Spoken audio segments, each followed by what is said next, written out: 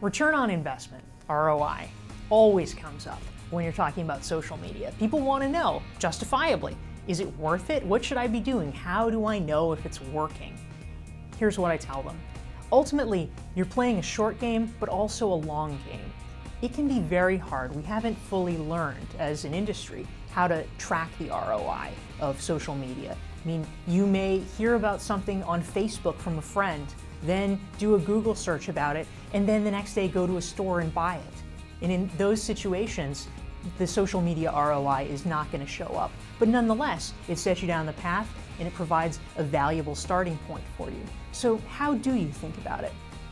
Well, ultimately, you want to be tracking sales, but that information may be a while in coming. So you want to create interim metrics. First of all, are your number of followers or engagement growing? If you're on Twitter, for instance, are you gaining more followers? Are people retweeting things? Is your clout score growing? That's something that may be an imperfect metric. People talk about whether it's a good way to measure it or not, but it's at least one potential baseline that you can look at.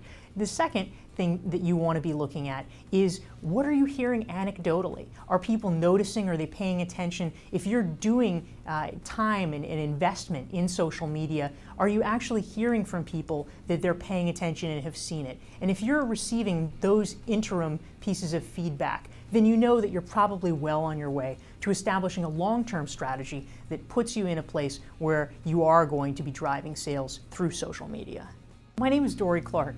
I write for Forbes and the Harvard Business Review. I'm a consultant, and I'm also the author of the forthcoming book, Reinventing You: Define Your Brand, Imagine Your Future. If you'd like to reach me or get in touch, you can follow me on Twitter @DoryClark or email me through my website, doryclark.com.